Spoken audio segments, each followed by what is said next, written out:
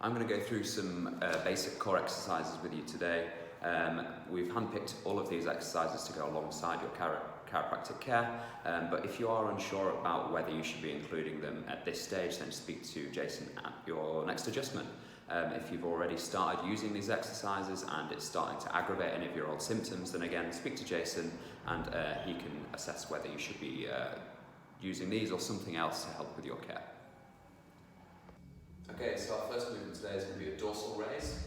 So we're going to lie flat on our front, keeping our thighs, shins and toes all in contact with the floor.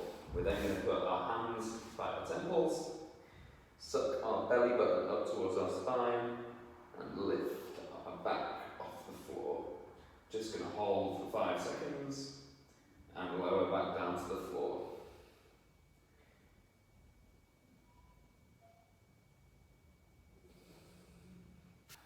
Our next movement is called a Superman. We're going to start by stacking our shoulders on top of our wrists, so they're a nice straight line, and our hips on top of our knees, so they're in a nice straight line too. Then we're going to lift opposite arm to opposite leg, and we're going to think about going as long as we can. Little hold in there, and back to the middle. Switch sides, and the key here is to not let our hips or shoulders drop from side to side. We're trying to stay really strong through our core and reach as long as we can. Coming up next is our plank.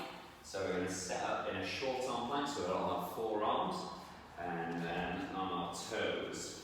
And from here, what we want to think about is keeping our shoulders stacked on top of our elbows and our bums slightly above our shoulders.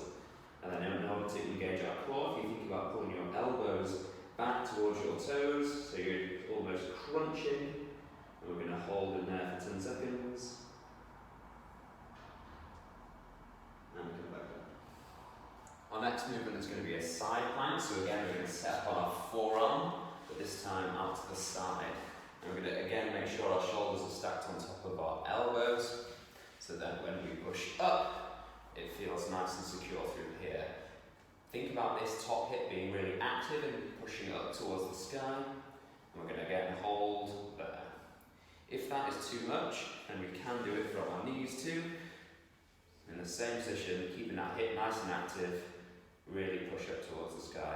Don't let this top shoulder roll around. Try and keep all of our shoulders and elbows stacked on top of each other. So our next movement is going to be a traditional crunch or a sit-up. So we're going to lay back. We're going to have our feet about hip distance apart, about a hand's distance from our bum. We're going to start with our head on the floor, and we're going to think about closing that gap between our back and the floor by tilting our pelvis round. Think about a belt buckle being tilted towards your eye line so you can see it. And that way you've got a nice flat back. And then from there, what we're doing is a small movement of our hands up our thighs, so over our knees. Our core's now engaged. We're holding that for 5 seconds. And lowering back down to the floor. After each rep, make sure you're closing that gap in your back by tilting your pelvis before sliding into that crunch.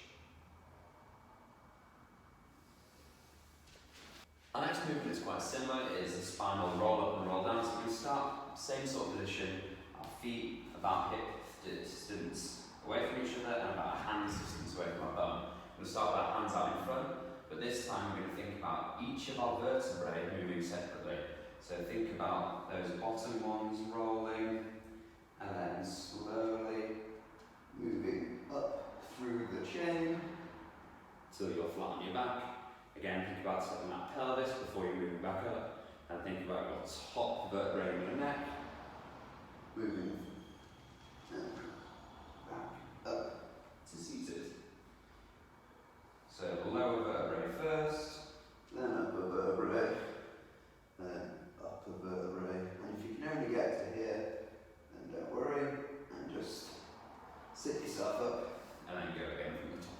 And the final movement for our basic core is going to be a glute bridge. So again, we're going to start with our heels the same width as our hips, and our heels about a hand's distance away from our bum. We're going to lay our head back, we're going to keep our palms on the floor for a bit of stability, and then we're going to squeeze our glutes and drive our hips up nice and high. and hold in there. You should feel some tension in your glutes and in your hamstrings. What we don't want to be doing is hyper-extending through here, so our back is rounded. Instead, we're driving up. Big squeeze through our glutes and our hamstrings, our core staying tight. Nice straight line, as opposed to a big rounded arch.